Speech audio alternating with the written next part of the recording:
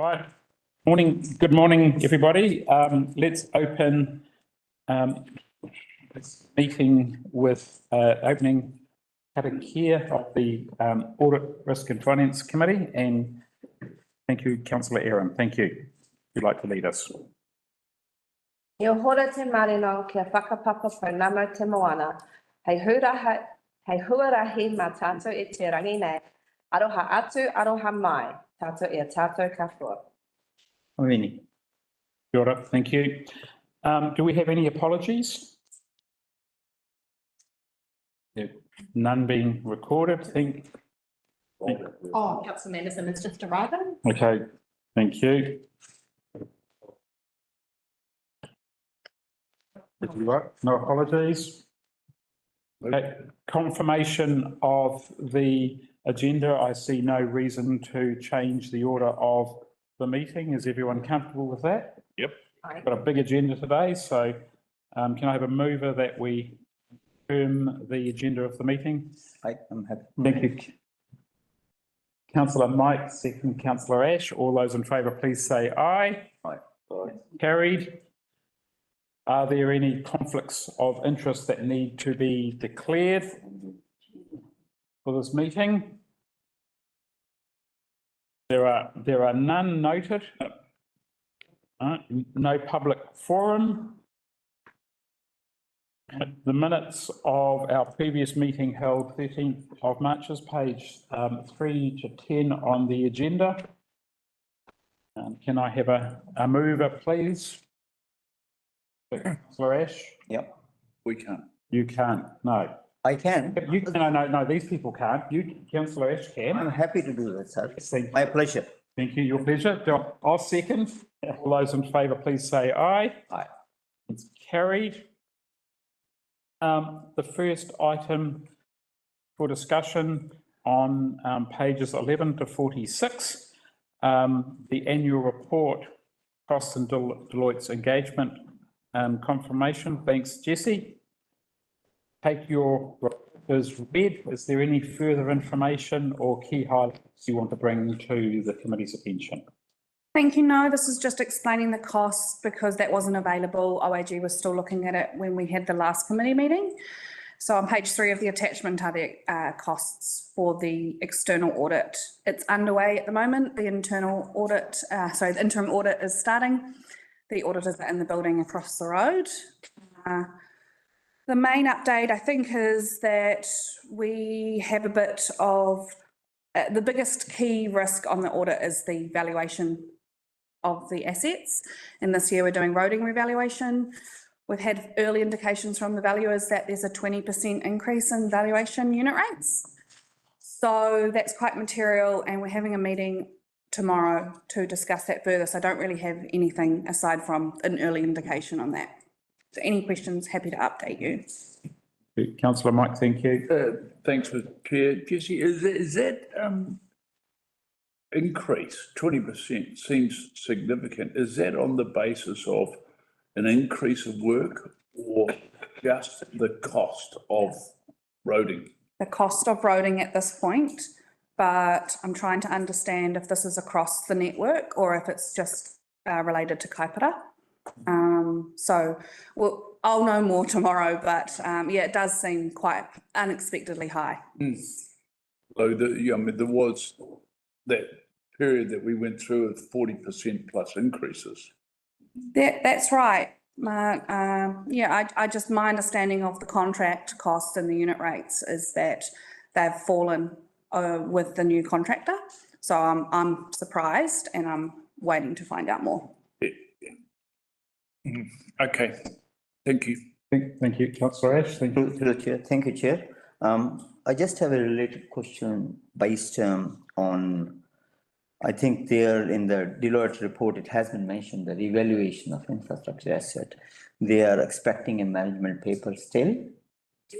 You have an idea when you're going to give it? Because at another matter in the finance as well, as you mentioned that it has fallen, I have found 2 items. One is obviously related to this, but it is a different heading. So it'll be great to know what's going on. Thank you. Absolutely. We will make a management paper as soon as we've got the right information for it. So just to clarify, you'll circulate that to the committee? It will circulate to management, but I'm happy to bring that to the committee as well. Next meeting. The next meeting? Meeting is. Yeah. Exactly. We see, I think, look, understand it's a management letter, right? The issue for me is, right, having done 1 or 2 valuations and right, there is significant amount of assessment and judgment required. And I think the good news is, right, what I've heard from Jessie is that she is actually querying the 20%, knowing the contract rates, because this is what I have seen elsewhere. The valuations are actually based on the depreciated replacement cost. It's actually a replacement cost, not an arbitrary number that is based on some other factors. So I think that's a really good, and if we can have that robust debate, or if management can have that robust debate with the valuers, my only suggestion is bring audit into that discussion if you can. Then that would actually solve a whole lot of tension at the end of the audit process, because that certainly will be a focus. And I think the other issue too is, it's further on in the agenda, is something is that are the valuers still actually insisting on that they depreciate the sub-base in the majority of our network. But you can talk about that later on if you like. Okay, Peter. Philip, sorry, it's just one of those days. Yeah, and that's all right. I mean, to me, that there's a whole, I mean, just because you're seeing a 20% increase in the unit rates doesn't mean your depreciation will be going up by 20% either. All right, thank you for that. I've got no, on the valuation. The other question I have is, one of the concerns is getting it through audit by a statutory timeframe. Is there any? Massive risk for this audit. That's why we are actually doing the work on this valuation a lot earlier than we ever have in the past. We're trying to meet this deadline of adoption, but it is high risk because the valuation could throw up lots of things that take time, but also Deloitte have confirmed they're not able to resource the project any earlier. So it's just a bit of a wait and see. If everything goes well, we should make it. But if there's things that come up, we may not make our time frame. And the CE has been in touch with OAG over it as well, and the timing. Local elections, trying to get sign off before the new council. Through the chair, just a clarification. So Deloitte report, which we have unconfirmed, are we going to talk about that when she's there, or that's part of the thing? This is part of it. This is the audit. I had a question on that. Which page number? Page 16. Page 16? Yeah, Deloitte has also wanted the procurement process lapses. OAG has pointed out, Auditor General, slide 13 is there. And I would like to know, are we giving a management paper on that as well? It's an interesting question. The auditors have asked for a listing of our procurement, but as you know, we have not yet created a procurement register. So we do not have that, but the procurement manager's on the case to answer the questions, and she's working on improving that process. So just clarifying and letting the chair know that the Deloitte report on page 18 has also mentioned the management, the controls, and there's a fraud risk at page 10, which is listed as a priority. Okay. Thank you. Yep. I mean, I think that was part of the previous discussion we had with Deloitte at the last meeting, and they just circulated their final report. But I think waiting the management paper on that. Thank you. Thank you. So we've got a. I've got a question. Oh, please, sorry. Sorry, just around that timing, because it said in the report that we're looking to adopt the annual plan in early October, but I thought there were restrictions around council meeting, the election. So we've got a very small day window where we can adopt. while you all still have powers, before the new council's sworn in.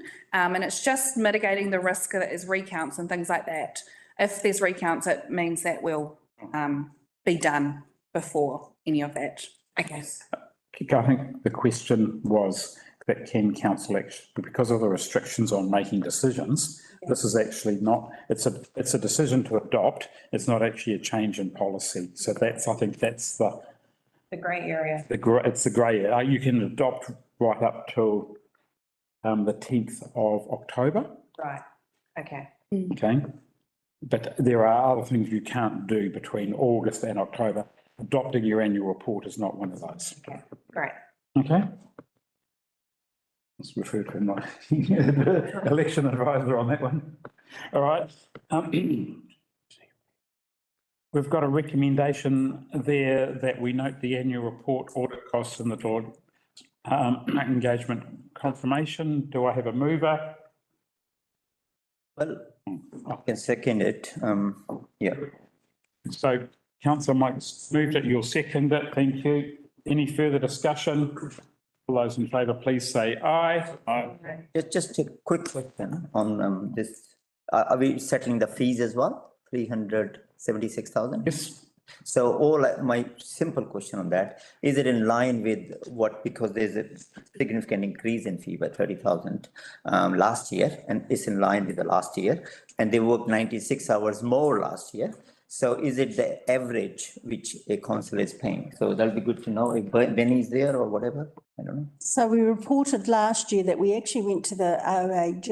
In fact, a lot of councils went to the OAG to complain because most audit fees are 1% rates. Yes. And it's ridiculous. Yes. And the OAG said, too bad to all of us. So that was, so we. Is it in writing, OAG? Can we have that letter, please? I don't know that we got one individually. I can't recall. But I'd like to know that. Thank you. Debated it last year. We've debated it. Would like to have the letter anyway. I think in politics, we can do a lot. Thank you. Thank you. Right. Next. I don't think we actually voted on that because. Thank you.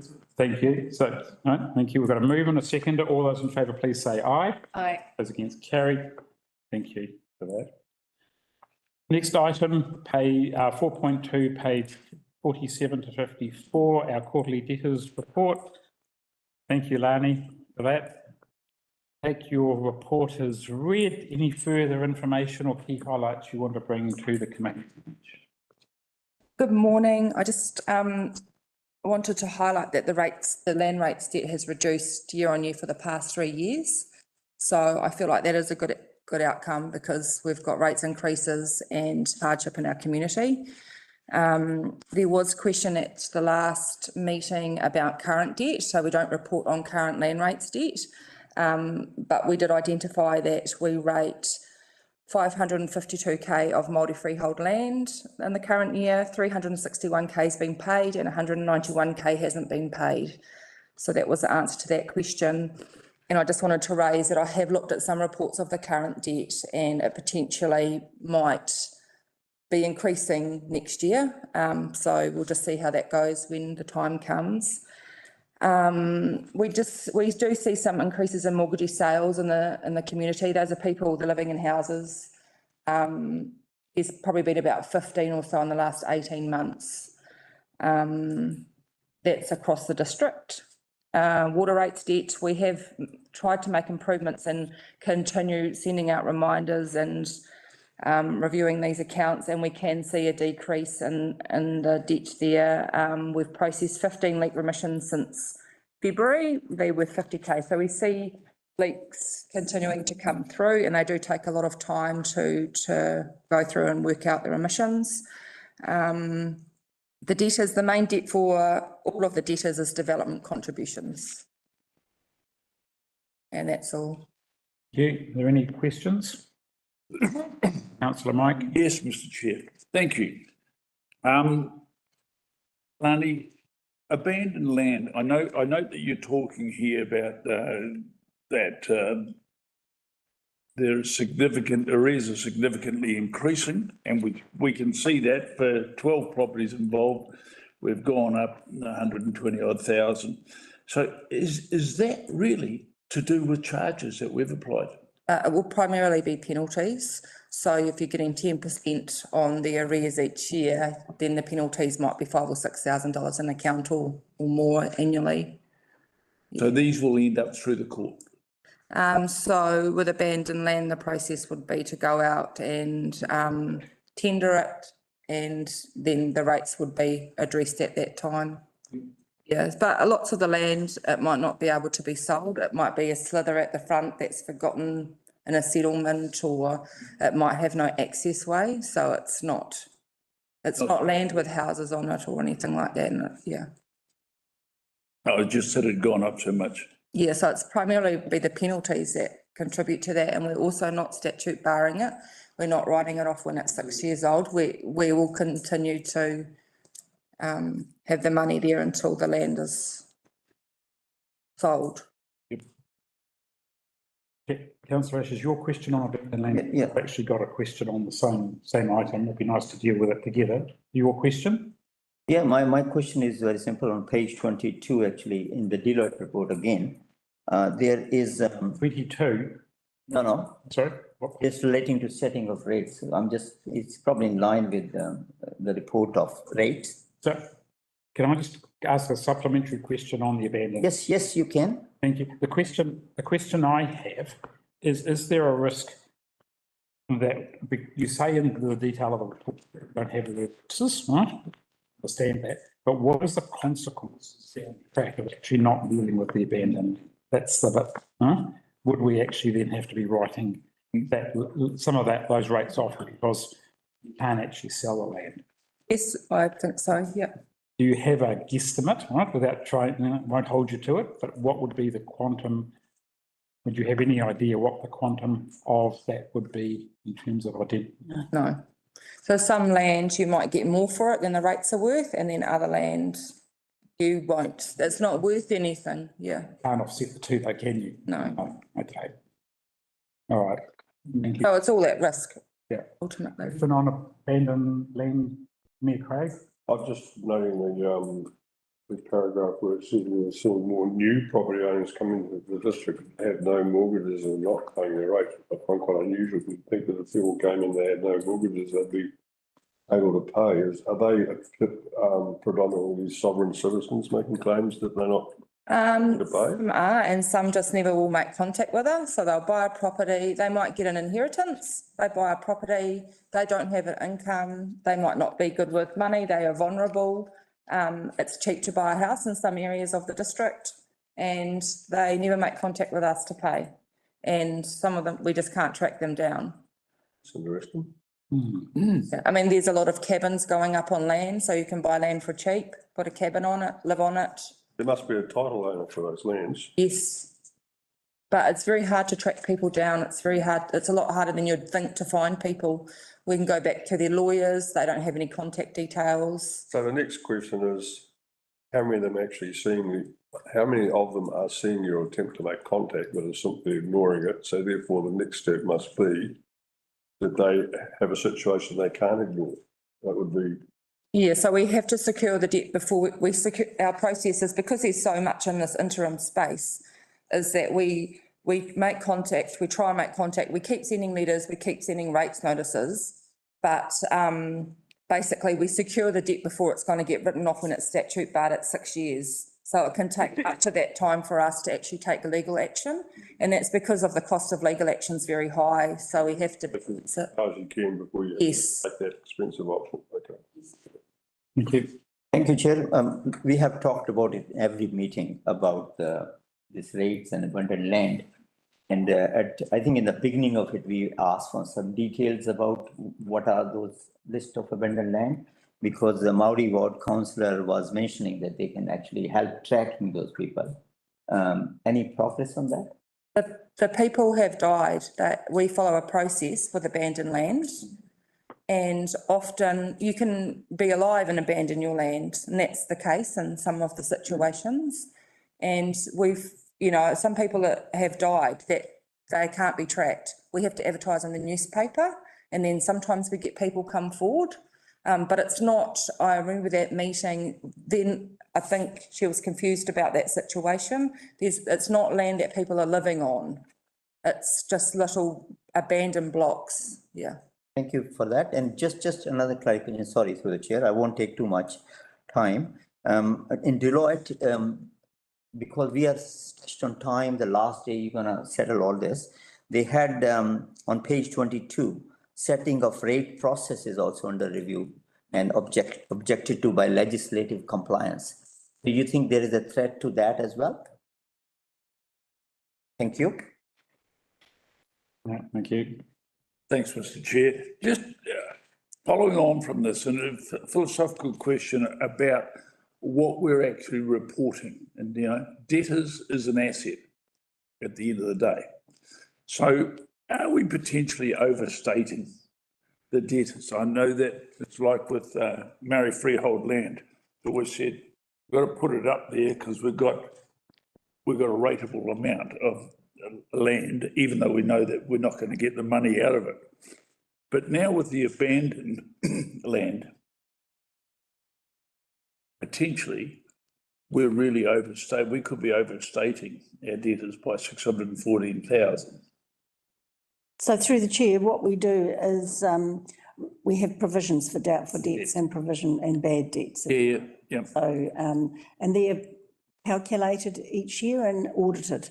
So to give you confidence that they are actually looked at. So they'll be directly relatable. Yes, they are. And you'll see that in the annual report. Yeah. I understand the process. It just seems like.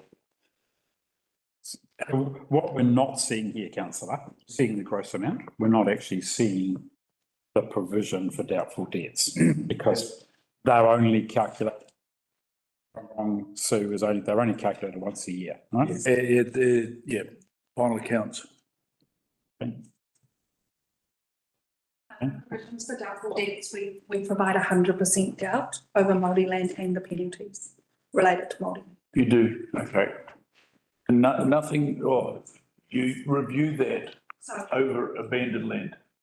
100% of any rates income from Māori land may have doubtful. Yeah, that was Maori land. I talked about abandoned land. Okay, thank you. Thank you. Thank you. So we've got a recommendation there that it's the quarterly debtors report 30th of April 25. Can I have a mover, please? Councillor Aaron, seconded Councillor Ash. All those in, no further discussion. All those in favour, please say aye. Aye. This gets carried. Thank you, Jesse, yet again. Item 4.3, page 55 to 62, the finance report. Thank you. So this is a report to April finances, and I did discuss it in depth at the council meeting. So I might just take this one as read and open it up for questions. Thank you. Are there any questions? Going quite fast. I need to see pages we are referring to, and then I probably ask the question. Professional services on page 56. Yes. 16 million budget. Just need to know a little bit idea of, is it reasonable?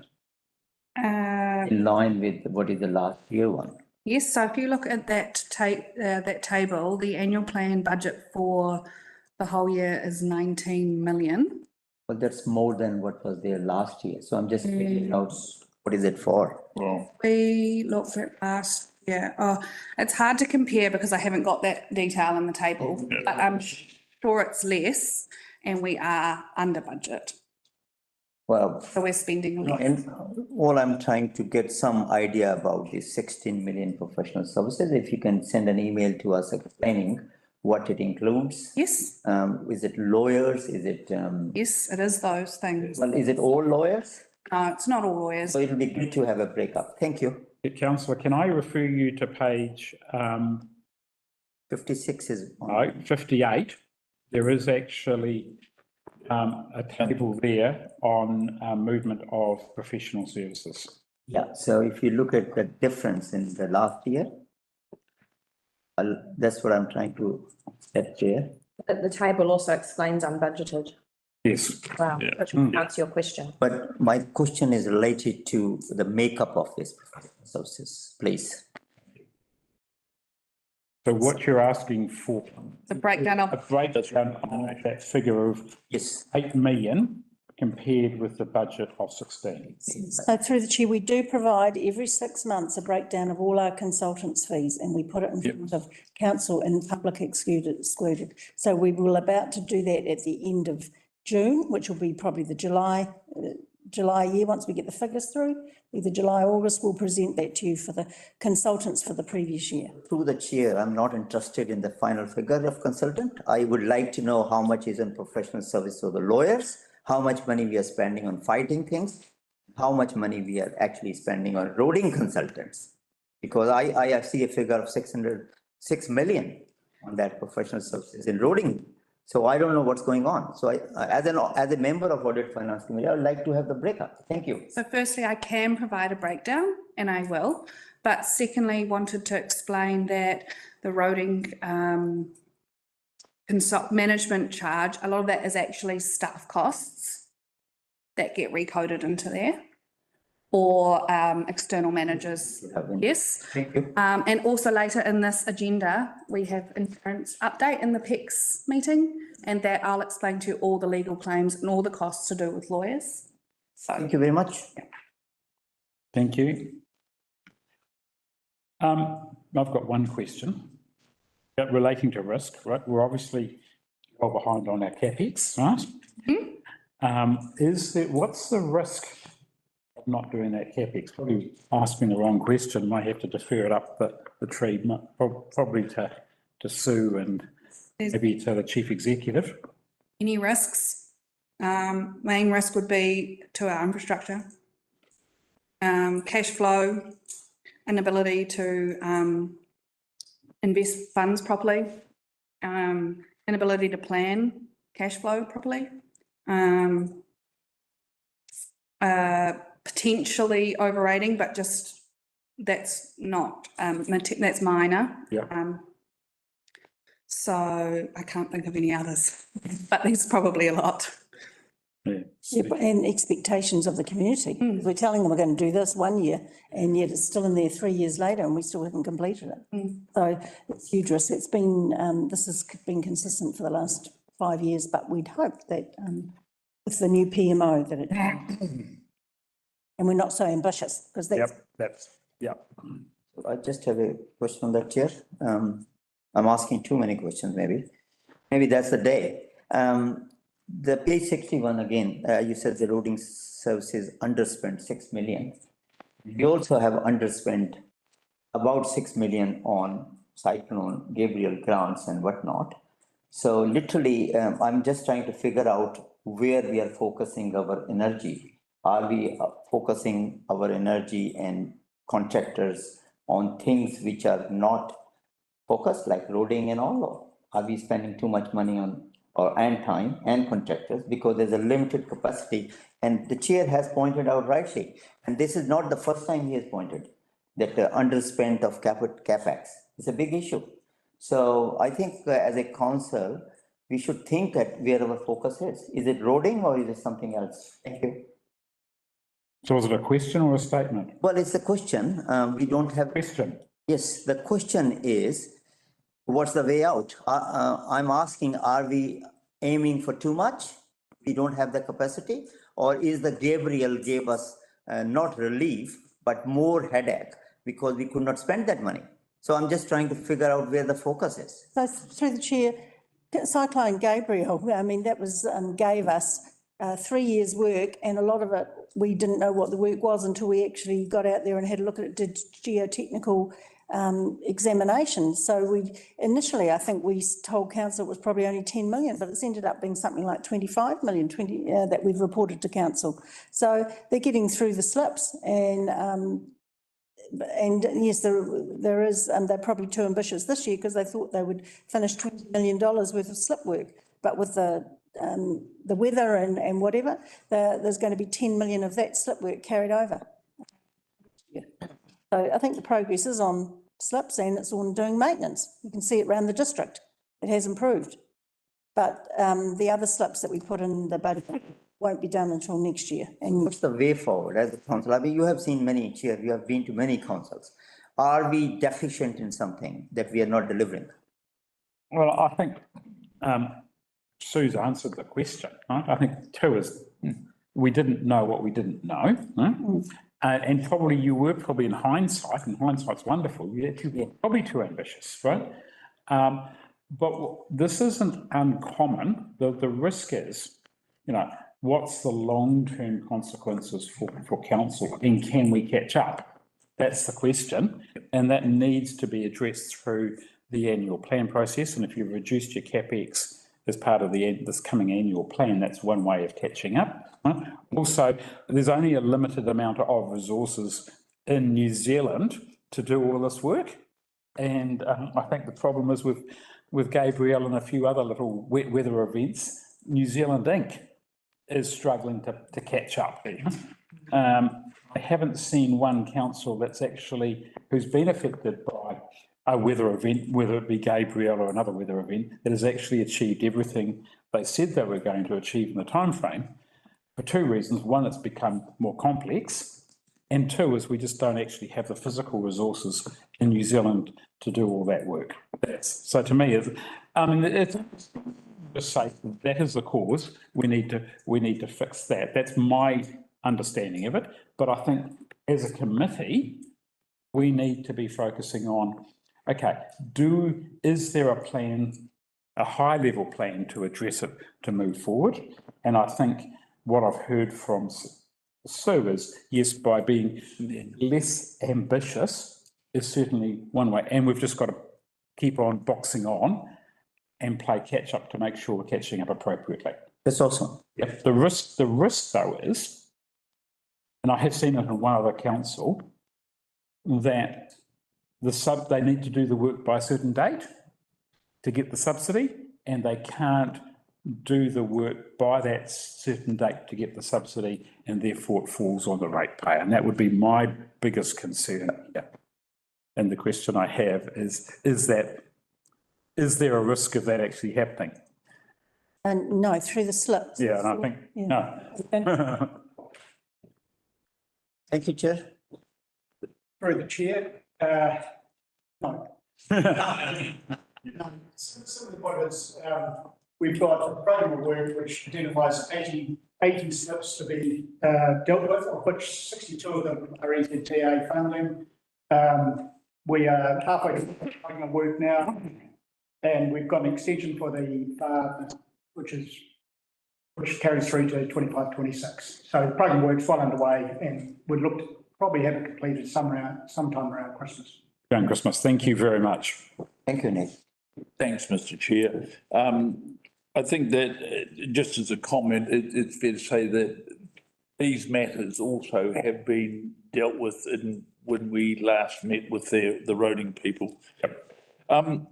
If I do have two quick questions, I'll make them quick. I just wonder whether there is, on page 56 of the report, under the activity costs, it is significant that contractors, the people who do the work, are about 1/8 or 1/7 of the costs of the professional services. Have we got the mix wrong somehow or another here? And is that, when we looked at actual or the budget, that's where it sits, and wondering whether we're not putting enough into the people that really do the work. Also, I wouldn't mind on page 60, the open spaces and facilities. We've got a balance of 8.3 million that's still unspent for that. Can you tell me off the cuff what sort of roles or jobs that might be, projects? So through the chair, there'll be the Dargaville Town Hall, Okay, pensioner housing. Yeah. so there's two significant ones. It's half that amount. Can I also, councillor, I don't want to speak for the finance manager, it's the last thing you want to do, right? But if you look on page 56, well, our contractors are down, but if you look at our R&M, repairs and maintenance, that's also up as well. Right? Yep. So you've got to look at while it's and this is the danger, we just put it into one bucket and we've taken it from one bucket, right? And we've spent it in another bucket. There's nothing wrong with that because when we do a budget, that's what's going to happen.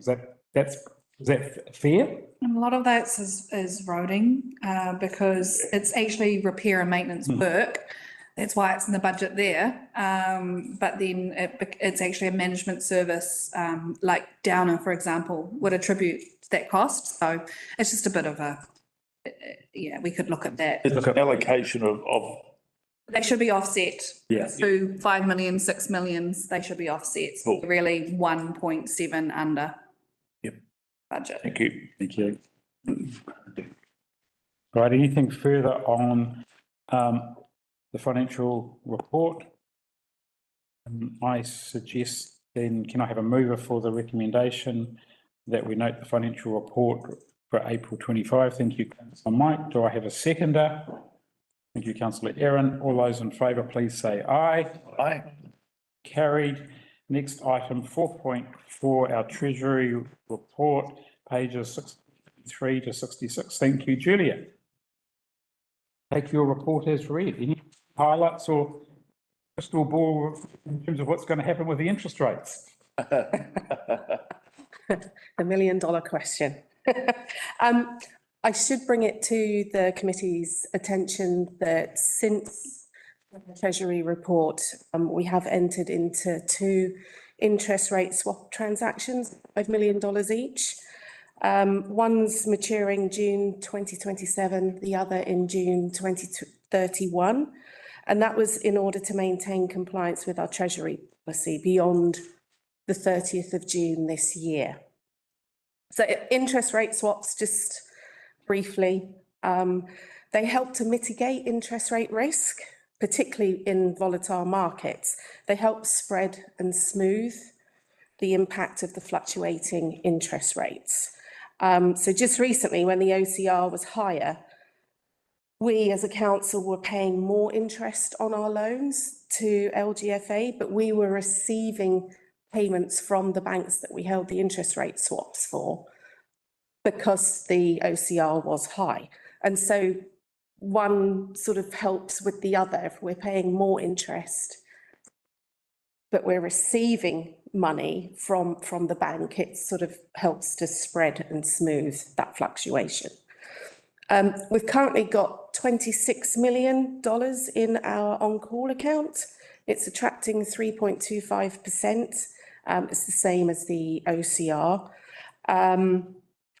At the time of writing this, which was a month ago, the 6 and 9 month tenor rates on term deposits were 3.51 and 3.52%. So they're negligible in terms of any benefit that they give us, but having the money in the bank gives us the flexibility and the ability to pay for capital works as and when we are getting on with them. The OCR dropped as expected to 3.25% on the 28th of May. The market's forecasting that it will fall to 3% by December 2025. Lower interest rates will encourage spending, and higher prices for some of our key commodities and lower exchange rate will increase export revenues for the country. But the global economy is highly volatile. We still have the impact of our friend in America, President Trump. For New Zealand, economic growth projections for 25 and 26 have been revised downward to 0.8% and 1.7% respectively. So there's still growth, but just not as much. And the government's sort of grappling with how to deal with that, and potentially delaying a return to surplus with its fiscal strategy.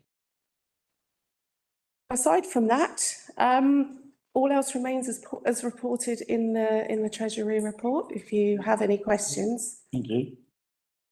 Councillor Ash. Thank you, Chair. Just a simple question, and I think I ask as a layman, not as a financial expert. Is regardless of, we do a lot to make sure that we are safe as far as the interest we pay. We have swaps, we have fixed term loans and whatnot, right? To make sure that we are not paying an extra amount of ratepayers' dollar. We are sitting on $26 million of cash and $44 million of debt for a very long time. Do you think that we are collecting more rates than we can deliver? Well, that's what the figures suggest, yes. Thank you. Because we're not spending in the but Through the chair, part of it's to do with the financial contributions we've got coming in as well. So we've got far more financial contributions coming in. Yeah, and obviously when you collect for depreciation, you may not spend on renewals in the same year. Well, I'd like to need a breakup of 26 million if you think that is what it is. I believe somehow that we are collecting, we are underperforming as we have seen, underspent, and then the cost of spending on those keep increasing. Literally that money is going down the drain, isn't it? So, thank you. Was that a question or a statement, It councillor? was a question. Can we have a breakup of those 26 million sitting in the bank? Is it for financial contribution? Or is it ratepayers' money collected in advance for the projects we can't deliver? Okay, thank you. It's a question. I think we can answer it right at the moment. An answer at the later moment. I'm happy with that. Thank you. The question I have is on page 65 of the agenda. You talk about extending the ANZ facility. yes, that's right, yes, sorry. Has that been done? Yes, sorry, I should have mentioned that we did indeed extend both the ANZ and the BNZ cash advance facilities. So we're now covered to 2029 and 2030, which again keeps us maintaining compliance with the Treasury policy.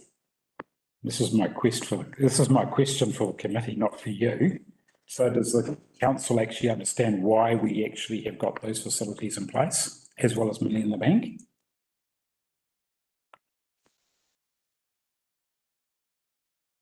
Maybe you'd like to explain to the committee why you do that? One, it's obviously policy, but what's the rationale behind the policy? So the LGFA dictates through their financial covenants that we have a facility available that we can draw down with immediate effect on such funds. So we haven't used these funds in a number of years. I don't think we've drawn down since 2022, so before my time. So although we've got the facility, it doesn't mean that we've got that money sitting in the bank. We have the ability that should the capital work programme ramp up and we're finding that costs are increasing, we have the ability to draw on these funds and repay them. They're not a loan. No. It's like a overdraft. Future. Yeah. It's a charge over. Yeah. Yeah. Yeah, I mean, there was one council that didn't have such a facility a long time ago. Oh. That ended up paying about 4% above the market rate because they didn't have a facility like this in place when they needed the money. Mm. Okay, so that's why you do it. Yeah. All right. Yes. Name the council, they no longer exist. Okay. Okay, all right. So with no further questions. A question on that one, and it's a little bit of detail. We just pay a really, really small percentage for the facility, is that right? That's right, yeah. A 0.25%? I think it's about 0.3%, Okay. 0.4. It's very negligible. Good to hear. It's called insurance, councillor. Yeah, Right? absolutely. Okay. I actually negotiated it down Oh, a well, little bit. Good. Good money for the bank. right. Yes. Yeah. All right, thank you for that. So we've got a recommendation there that we note the Treasury report. Can I have a mover, please? Councillor Ash. Thank you, Councillor Aaron. Any further discussion? All those in favour, please say aye. Aye. Carried. Next item, the background reading for council on our NZTA investment. Thanks. Kurt. Take your detailed report as read. Well, it's not your detailed report. Took some bedtime reading. Key highlights, key information. Any further update would be appreciated. Thank you. Yeah, thanks to the chair. Morning, everybody. Yeah, as the chair said, take the report as read. It's NZTA's 3-yearly audit. Has been an improvement from the previous audit, so we're heading in the right direction, but there's still room for improvement. And now that the rating team has been brought back in-house, I think council has placed our oversight of the management of that, and many of these processes are now directly under council's control rather than at arm's length through the NTA. And we have set up a register, an action register for the deficiencies identified in the report. So we've got deadlines and milestones, and they've been assigned to everybody, and good improvement being made today. Okay. Thank you. Questions? I have a question, sir. Phil. So, Kurt, if you look at page 73 of the report, and there's an item about regarding council's low risk program. So I'm on regional transport committee as well. So when we sent those figures, we ended up with a zero figure asking from KDC. I'm just trying to wonder why we did not avail that low cost when all other councils that is well funded by NZT. That bracket was zero till the last year. So I'm just wondering, are we deficient on that? Like people are, they're giving their voice shrieking or whatnot on this roads. And why didn't we have that money available to us? Oh, through the chair, yeah, I think from memory for this 3-year program, council we applied for about a $14 million program. Yes. And then initially, when we got our 3-year subsidised program approved, we had a zero low cost, low risk program approved. It just wasn't considered a high priority under the current government. They were focusing on renewals and maintaining rather than improvements, which low cost, low risk budget funds. We have since then, however, there was a contestable fund, and we have since then received $7.3 million of low cost, low risk. That's our current 3-year budget. Thank you. Thank you. Councillor Mike and then Councillor. Thank you, Mr. Chair. Kurt, it's good that you report that the report from NZTA is showing an improvement. However, even though it says some improvement needed, are there any elements that are causing you sleepless nights and that really urgently? Oh, well, he got it. I'm very sorry. I'm inside your head. Excuse me. Creepy. Great minds think alike.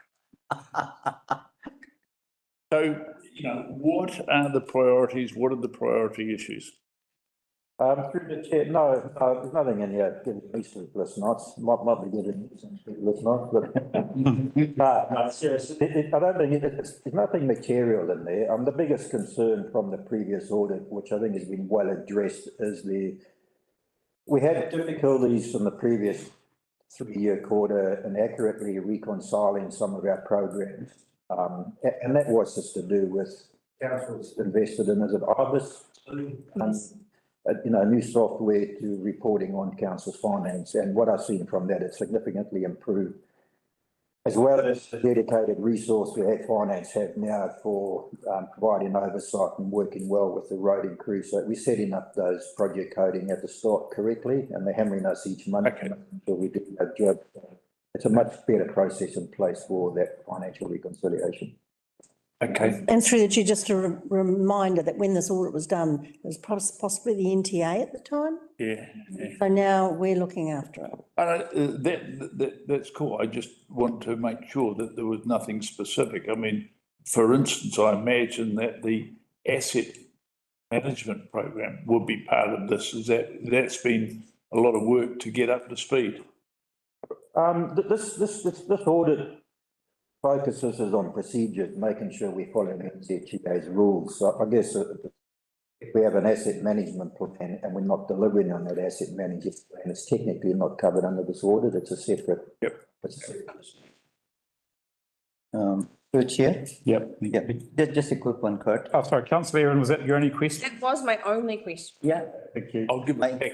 Sorry. I have just one only question again. That's more to do with, not about reconciliation, but more to do with the maintenance of the system. Downer presented to us, they do present to us once in a while, in terms of what, and they did mention, Mr. Dion, I think, that when they took over the contract, they did not get the asset information because the RAM or whatever was not delivered to them. They came with a blank slate. So that's a big challenge. I'm just trying to figure out how you actually get the reconciliation of asset, how you actually maintain the whole system of fixed assets. Yeah, in absence of RAM. Yeah, well, through the chair, I mean, the RAM is council's roading asset register, and that's the, I guess, the single source of truth. It gets complicated in that when we have large maintenance contracts, the previous one was Venture, we create layers in the RAM. It's a separate database. It's got commercially sensitive information in there. So when a new contractor comes in, we can't get them a copy of that database because of all the commercially sensitive information in there. Although it does have some valuable asset data in there. So the roading team has to go and fish that data out and then make it available to the new contractor. So there's a process for that. It just takes time to do that. Yeah, so just clarifying, so a ratepayer who has been struggling for 4 years to get the thing sorted will be recorded in the previous contractor register and will not be available to you, isn't it? So, well, it's recorded in two places. If they phone through to council in the normal process, we'll have a request as a service request, which is a council central database. And then, So we still do have a record of that through the service request. but there's no connection. Thank you. No direct connection. Thank you. Any other questions? You got off, you think you got off lightly? I haven't had asked it mine yet, right? Question that in the report, the detailed report, page 3 of the report, page 73 of the agenda, it's the migration of data from the, so NTA. Yeah. Council's going to take 18 months. How's that progressing? Because I see that as a risk, right? Is that? Yeah, so at the time, the NTA's database, because they were looking after 4 councils, and I think there were concerns from the individual council about privacy, that kind of thing. But what we actually, KDC does have a full copy of that database and we have access to it now. So we do have full access to that database and KDC system. That was after that audit report. So we have it made available. And as and when the staff go in, then they're able to copy information from that database and then save it into KDC's active database if that information needs to be transferred across, but we do have access. Brilliant. All right. Data, information is invaluable, right? The other two things, I think, just to clarify, you talked about improved processes. So what we're referring to there is, in the report, they talk about retentions and claims. So what you're saying is that it's something that is significantly improved by bringing it back in-house. Is that what you're telling us? Well, retention is one other comment in the report. You know, we had retention well managed anyway, and I think the auditor acknowledged that. So whilst he raised it as an initial draft, we responded to that and said we have it under control and demonstrated that. So there's no concern there, and that's reconciled monthly by the finance team, and we get copies of it. So Minor, yep. It's an issue, but it's not an issue. And the claims processes, you're pretty happy with the claims process? Yeah, the claims process is as part of that improvement. It's just making sure that that money has been coded to the correct cost centres, so we're able to easily resolve it. Okay. Just one last question. Certainly. Thank you, Chair. I really appreciate it. It just met my eyes. Audit rating assessment. The only red is procurement procedures. And that's one item which has also been pointed out by Deloitte and now by NZT. So I'm just trying to figure out, is there any room for improvement? Through the chair, then you, That's page 91. yeah, 91, just the two audit reports on there, there's the previous one. Correct. Which was the red, Yeah, and then the current one is now yellow, so it has improved, some improvement needed now. yeah. But Thank you. it's an improvement from the previous one, and we still have improvement to do. Thank you, good. Give the committee some assurance, right? I'm yet to see, no improvement required, right? Throughout the whole report. I don't think it's in their training to do that, having been an auditor, right? I think they don't get paid if I get that, isn't that right? I couldn't confirm or deny. All right, there's always room for improvement, right? Right, no further questions. We've got a recommendation there that we note the NZTA procedural investment audit report, etc. Can I, you happy to move, Councillor Ash? Do I have a second? Thank you, Councillor Heron. Or no further discussion? All those in favour, please say aye. Aye. Carried. Thank you for that. Next item, 4.6, page 103 to 14, health, safety and wellbeing update. Thank you, Jonathan. Take your report as read. Are there any further information or key highlights you want to bring to committee's attention? Just in, thank you. Just in that quarter, we've upped our audits, so really good learnings coming from those. Yes, there are a number of corrective actions in there, but most of those have been fixed immediately or within the week. So I'm proposing we continue to do that, and we continue to raise the amount of audits we're doing across our contractors and other sites. So that's for clarification for the that's detailed on page 105. No, thank you. I like that report. Yeah. Thank you. Yeah. Thank you. Councillor Mike. Thank you, Chair. Yeah, exactly, but I'm just looking at the report on page 105, and well, the two that I'm noting are the January-March quarters that need improvement. The two main ones were water ops and parks and open spaces. Is there anything significant that we are aware of why that might be?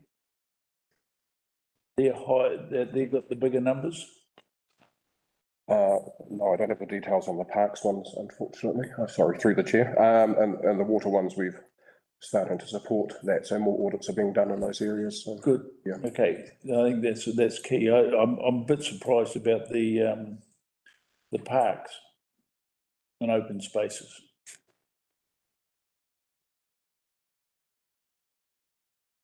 Sorry, I haven't. Okay. Thank you. Thank you. Councillor Ash. Thank you, Chair. So the report is good, and but my question is not rhetorical. Is during discussions with many ratepayers in the 5 sessions we had on district plan, they were talking not about district plan, but about trees which are dangerous and close to their property. So my question to you is, just to maintain that we are safe, we are not delivering those, cutting those trees, because I see TTM, there is a dangerous thing in one item there. That was in the roading in January, March, and you said loading TTM. So it's traffic management, isn't it? So just by the fact that we do something dangerous and we get accident, are we not delivering? Because a lot of people complained about those trees dangerously located on roads and not being chopped off. And they can't do it themselves because obviously it is on council roads. So is there a balancing act, or is there a room for improvement? Thank you. So through the chair, there's always room for improvement on health and safety across any part of what we do. Some of the reports come through to health and safety, and we push those.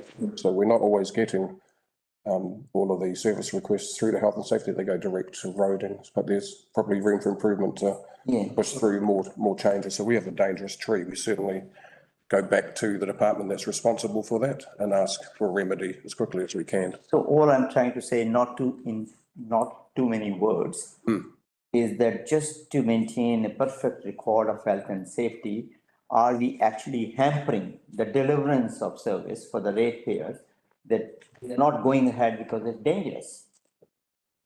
Because that's my concern. There are a lot of trees around, and in Kelly's Bay, there were 3 people told me, and yesterday in Kaiwaka, somebody told me. So I'm just trying to figure out, we have to deliver this service. Is there a route, is there a way that we don't do it? Somebody else does it and we don't monitor it? Can we give some money to those people to go ahead with the community and do it? So through the chair, this is about health and safety, not about the parks contract. I am talking about health and safety only. So all I'm trying to say, just to maintain a perfect picture of ourselves in health and safety, are we actually not delivering what the ratepayers are asking in terms of performance of on the roading, like cutting the trees or whatever? Because it's not happening. That's my question. So we'll have contractors for roading, for parks and waters in public excluded when they talk about the contract monitoring. Thank you. Yeah, that comes out through there. Thank you. Okay, thank you. And may I add, is a comment, and we've seen it over here on Windle Street. That actually, a lot of these trees are often on private property, which are not the domain of a council. Thank you. Can I have is there any further questions? Oh, thank you, Mayor Craig. Can I just ask, the auditing you're doing, I can't find anywhere here where there's any reference to drug testing. Considering I believe that we have quite a high incidence of PS in the district, I'm just wondering whether that's part of your investigation when you audit. Through the chair, no, we haven't. If we're doing a audit specifically on systems for a contractor, we would go and have a look at what all their risk profile, and we would. It's up to them to do the drug testing. Up to them to do the drug testing. Yeah. Okay. Have there been any incidents, drug related? Not in this quarter, but just recently we've had an incident which required drug testing, but the results were clear. Okay. Okay. Thank you. Any other questions? One, I'm just a little confused on page 112. Numbers that on my.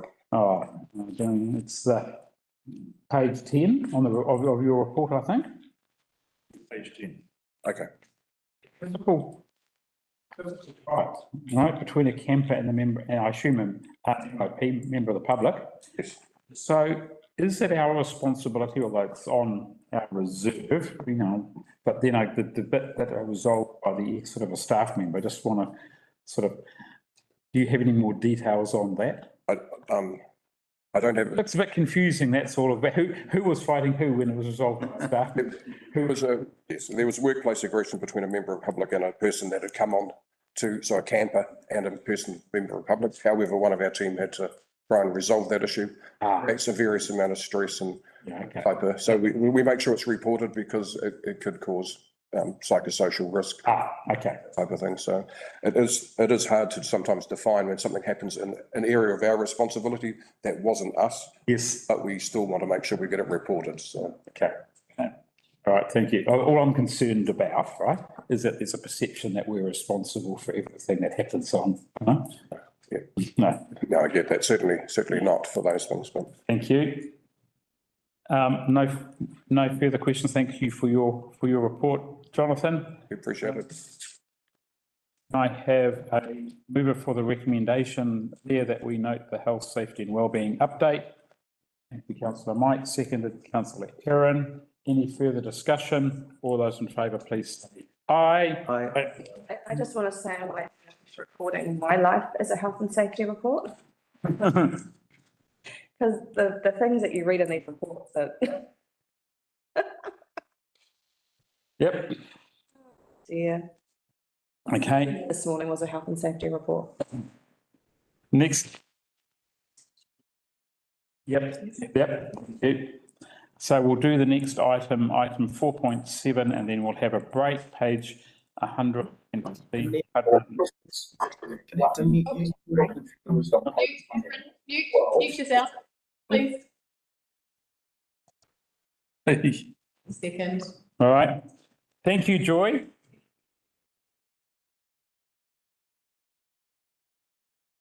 Morning.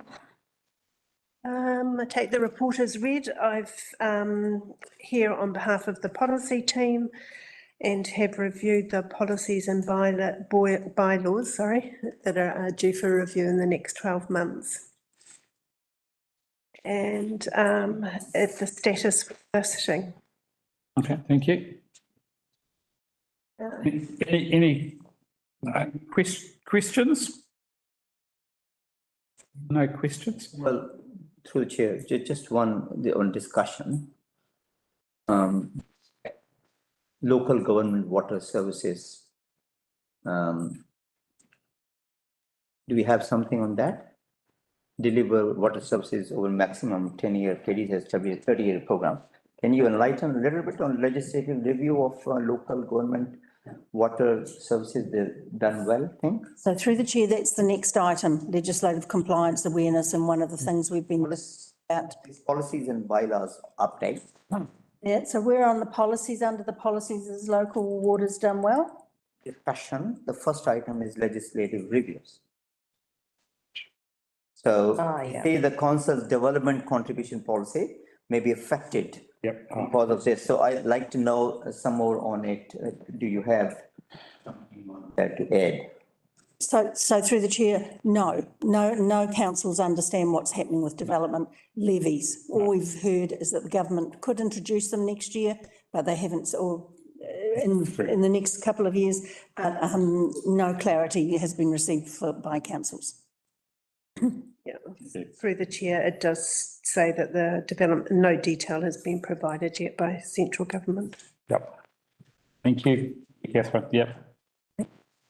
Yes, it's just a semi-political statement. The government makes these announcements but don't provide any detail, which then councils are then supposed to sort of interpret what is supposed to be going to be happening and how it's going to affect. It's not only going to affect development contributions, but financial contributions as well. So they haven't announced what it's actually going to mean. I might talk a little bit more offline on that. All right.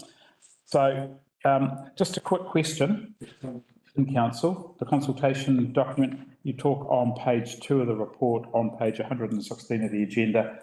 So the consultation document and associated report was presented on the 28th and that's ready to go out. Thank you. Yes, it's under consultation at the current time. Thank you. So I've got a recommendation there. Do I have a mover? Councillor Aaron. Seconder, Councillor Ash. Any further discussion? All those in favour, please say aye. Aye. Carried. We will adjourn for 10 minutes.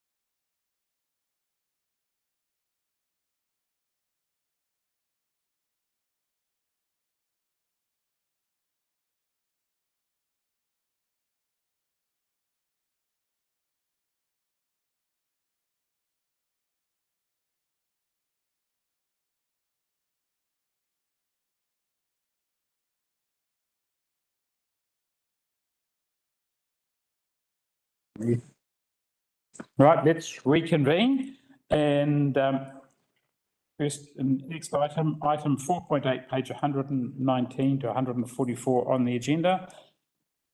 Thanks. Sue. Yes, thanks, Chair.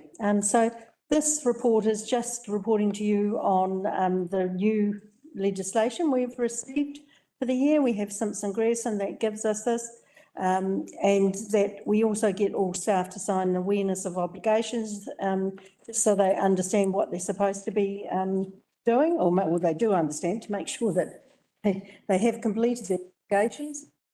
We've got nearly 100% managers signed, and but also in the next month, council is introducing a new delegation software package. It was previously on spreadsheet. I think it's called Locus Delegations, and it includes updates. So this will be the last time that we produce this, because we don't need to pay twice for updates to legislation, as well as independent from Simpson Grierson. So the biggest changes that you see in legislation that's through the year is local water done well framework, and having to deliver a water services delivery plan by September the 3rd, and also the emergency waste payments, which we were the first council to be able to claim under in the recent tornado. Thank goodness we had that available. Yes, yes. That's a good thing about government. The burden on the taxpayer is not the right place. It's better over the other way, over New Zealand. They call that harmonisation. All right, any questions on that report? One question. Chair, can I? Page reference, please. 122 page, waste minimization appendix, and also the report from Simpson Grierson. The idea they have said is, in the report, is to increase the revenue from legislative changes to fund projects for achievement of waste minimization. So just as a matter of clarification, it also includes waste disposal. So if we are having a waste to energy plant as proposed initially, would it be covered by the revenue generated? So this is about emergency waste. That's the one that I mentioned that we'd claimed under for the recent tornado.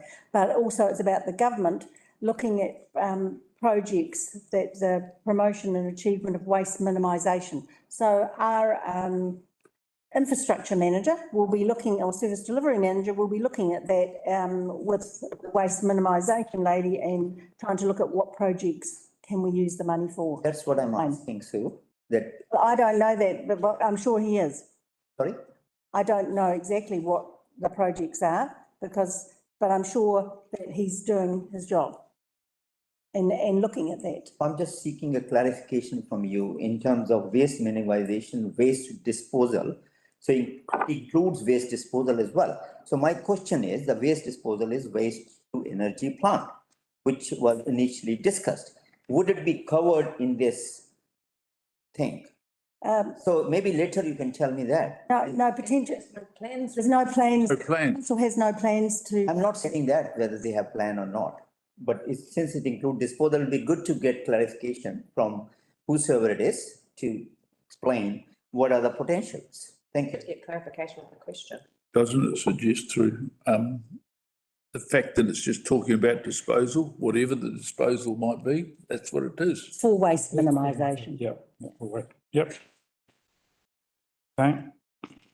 Any other questions? So we've got a recommendation there that we note these sort of changes as per attachment 1. Can I have a mover, please? I'm happy to move. Do I have a seconder?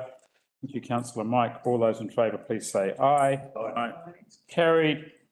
Next item, 4.9, page 145 to 150. Thanks again, Sue. Yeah, this is about regulatory compliance and where we may not have complied. You can see this year we've got 98% of our building consents processed within 20 working days, which is pretty good. You look at the next page, page 146, you can see we're well down.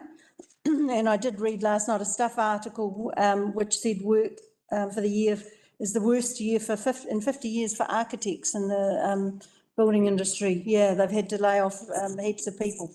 So, and this is reflected in the building here. Going to the next page, resource consents, you can see that 99% we've completed of our resource consents. I mean, this is really good because it's pretty hard to get to 100% on time. So this is pretty good. And you can see for the resource consents, although they are down, that we should end up the same. They're higher than, it should end up with the same as last year, it looks like. So, yeah, but it looks like there's a lot of positivity about there in our resource consents, but we haven't quite got the growth turning into house building yet. On page 148, wastewater, Mangawhai Browns Road, yes, we think we've got the farm owners under control. And I think we had an abatement notice for Kaiwaka. That's sort of the main one that's outstanding. And yeah, and the other thing just to highlight is dog, and on page 149 is dog and parking infringement.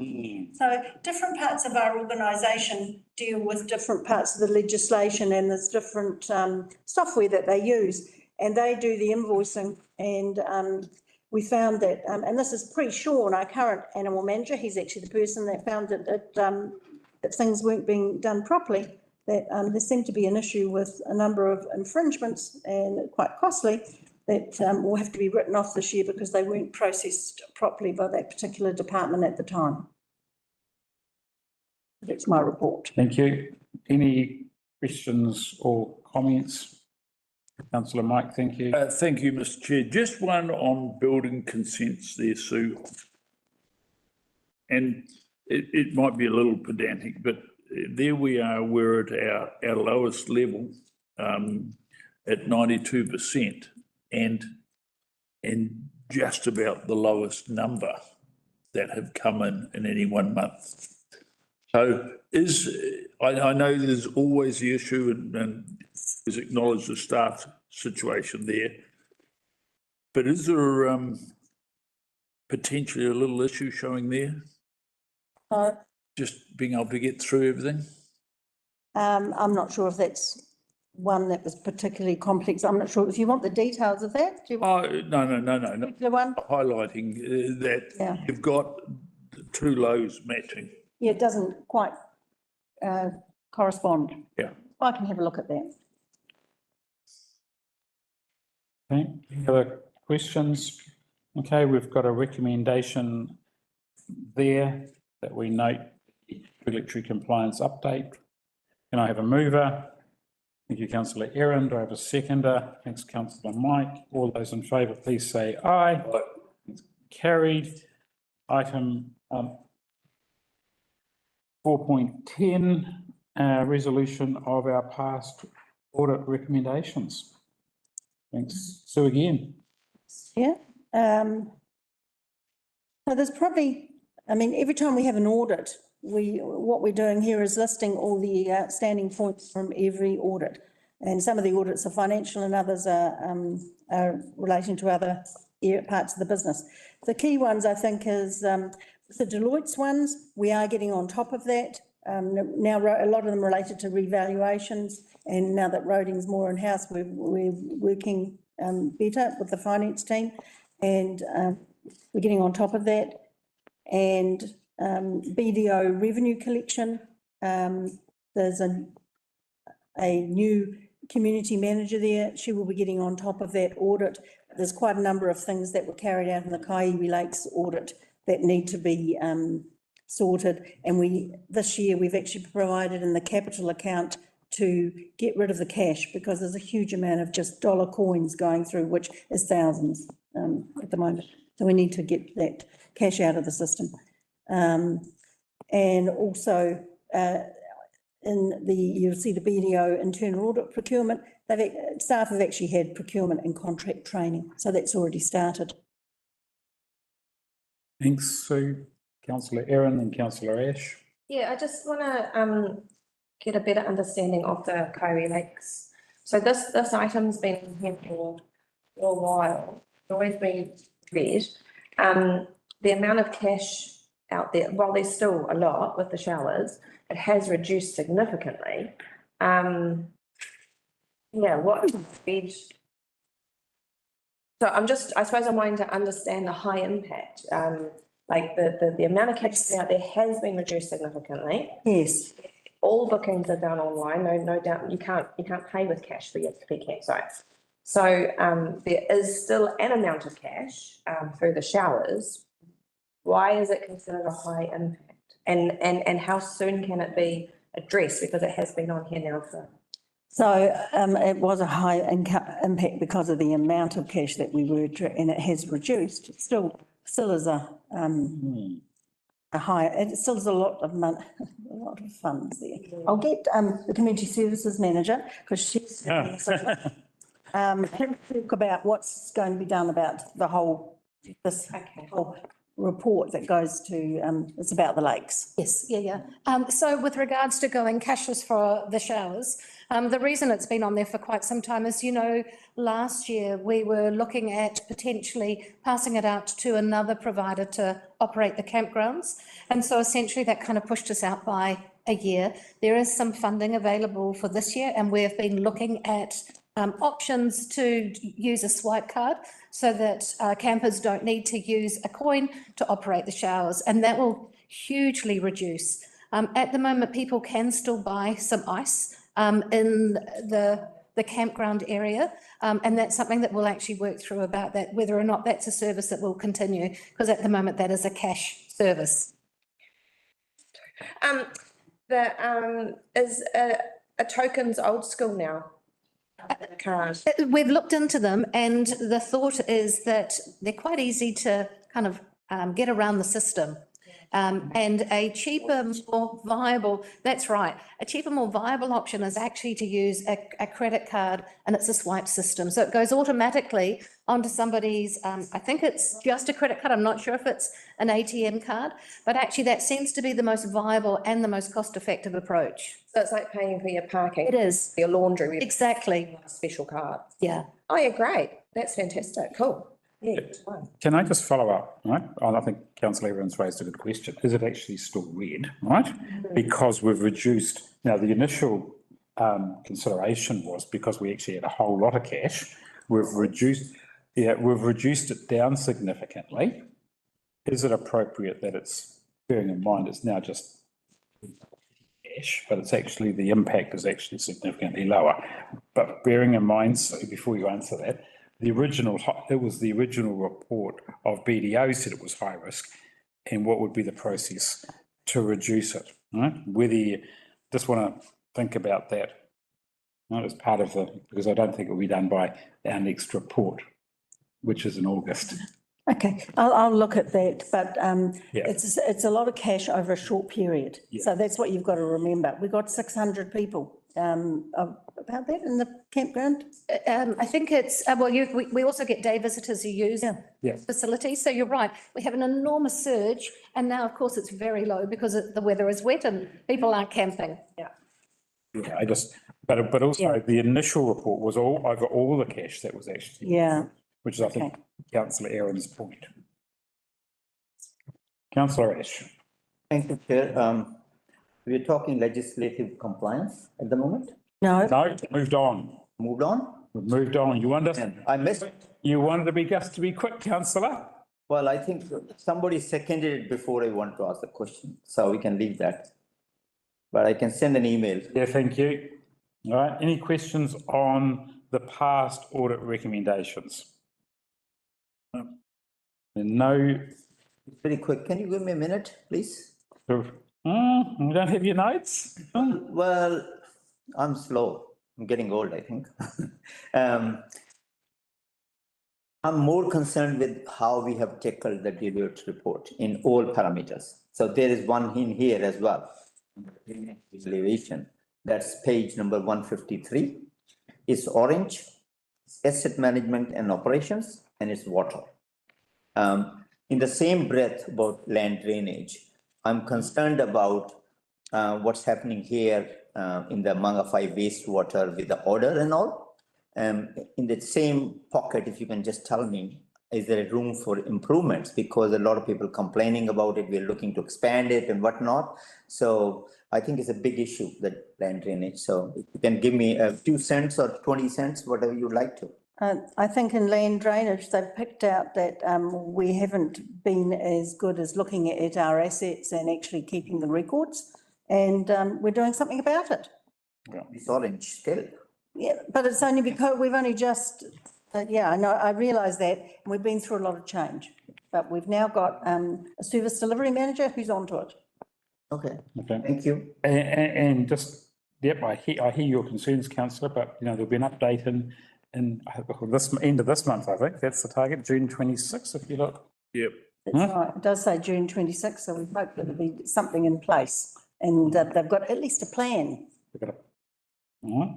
So we'll have a more detailed update at our next meeting on that one. So hopefully it won't be orange, because the half of it is orange, the report. Assessment. And I think it goes back to the previous comment that I made about the Kaiui Lakes and how do we actually, so when we've got, this is a question for Sue to consider, when you've got such a large, risk, right? It's orange or red, and you've done some of the work, but you haven't finished all the work, is there a process for actually reducing the impact from orange to green, right? Yeah. And is it actually of any value to us? Because it's potentially a lot of work, right? And does it actually help us? So maybe in part of the commentary is you might be saying, we've actually done the high risk stuff. Now we're dealing with, we've done picked all the low hanging fruit, which has reduced the risk dramatically, but we've still got some residual risk. And what is that residual risk? Might be a better way of just reporting. So, it might not be completed. I know it's a bit more work, but it might save a whole lot of questions. Thank you, Chair. Green will be more pleasing to my eyes, obviously. Yeah, look, sometimes these things take a long time to resolve. And of course, the other issue we've got is that it might not come off the Deloitte report because they actually haven't audited it. It wasn't quite finished when we said it was going, by the time frame when they do the audit. So they've got to wait for the next year's audit as well. And I think you've got to take into account for the last 2 years, we've been a super busy council and we're chasing our tail with Cyclone Gabriel. So your finance people have been doing things, and it's priority. And we lost a lot of stuff. We had 18% turnover last year. Yeah. I was talking to one person the next week, it was a new person the week, and the week after that, it was a new person. But I, if I may, Mr. Chair, the observation, way I look at this, I look at the number of orange categories, and there's always, with everything there is comments about progress being made. Correct. So it's not as if nothing is being done, and the number that have converted to green, as Sue says, to be applauded. Thank you. Any further questions? Therefore, Councillor Mike, I assume with that comment, you're happy to move. I am. The recommendation. Yep. Have a seconder. Councillor Aaron. Mayor Craig. All those in favour, please say aye. Aye. It's carried. Next item, item 11.11 or 11.11, page 69 onwards. So, audit work plan. Yeah, so this is just the work plan for the year, but we're just looking at it and thinking that some of this, the reports we actually put to you, we may not need to put in future, like the one about legal compliance, because it's captured with our new system, with delegations. And also, I'm looking at the contract performance that we report on. We're actually reporting on that, the contract performance, in our briefings each month for roading. So I'm not sure that we need to look at that again. Roading's the key one, whether we need to look at that every month. So trying to look at this is getting to be a longer and longer report, and I'm trying to look at how we can give value and maybe take some things out. So I have a discussion with the chair about that. Yeah, I just support that, you know, that we are supposed to be a finance, you know, an audit and risk and finance report. Now, bearing in mind that council's already seen the financials, right? What is the role of this committee? Maybe it's something for the new council to consider. But also what's the value in terms of monitoring contract performance? What are the risks we are actually trying to monitor there? Might be maybe it needs to be brought into our risk framework about how we're monitoring as part of that risk framework rather than a specific report on contract performance, because we're not a performance committee, we're a risk committee. See Nick smiling over in the corner there, right? Questions, councillor Aaron? Yeah, I just wanted to double check, halfway down the first page, the risk management, there's the committee will review the management framework, and there's no dot, and then the committee will review the risk management update report that comes to the committee every meeting. Is there meant to be and then also with the building consent authority audit, there's no dot on it. Are those things that just happen when they happen? Like we can't, like we're not. Oh, yes. Is that why? That's right. It's once every 2 years, or it may be, so we just check. We know that New Zealand Transport and the Building Consent Authority do their audits, but and we're very fortunate that we don't have to have them done annually because of the fact that normally we get reasonable. In fact, building consent audit, obviously, we did really remarkably well. Okay, great. Councillor Mike, thank you. So thank you, Mr. Chair. And without wishing to confirm more work on Mr. Bennett's, if we look at roading on the second page, committee will review reports and ensure CE addresses the issues identified in the report. It's only down there for June. Now, I imagine that is that an annual thing, or is that just missing dots? So I think what I'll have to do with this report is put audits, because what they are is relating to audits that NZTA, that's my understanding. So, because, and it won't just be audit, be roading, and this, we've been looking at something like IT. Yeah. So there's quite a number of different areas, but it's only once. So we'll group those together. I'll note that now. That's cool, that's cool. With just that reflection that it is an ongoing thing. Thank you. Got one minor comment, which I'll see some feedback on this one. Whether we, so I can stay with you. So I'll give it to you after the meeting. It doesn't require actually discussion now, just minor improvement. Oh, okay, thank you. The chief executive is just online for those of you who haven't noticed. But he's muted. All right. Jason, you got any further comments on the work plan? It's true, Mr. Chair. Sorry, I've only just arrived and I'm having issues with my camera, so I can't turn it on for some reason. I apologise. I don't even know where you're at, but I'll catch up through your conversation. Thank you. Okay, no, so we're just on the work, just on the last item in public 11.1 on the work plan. Thank you. Thank you. All right. So no further discussion. We're just noting the work plan. Can I have a mover? I'll move. Do I have a seconder? Councillor Aaron. All those in favour, please say aye. Aye. It's carried. All right, can I have a mover? We move into public excluded. Yep. Thank you, Mayor Craig, seconded. Councillor Mike, all those in favour, please say aye. Aye. All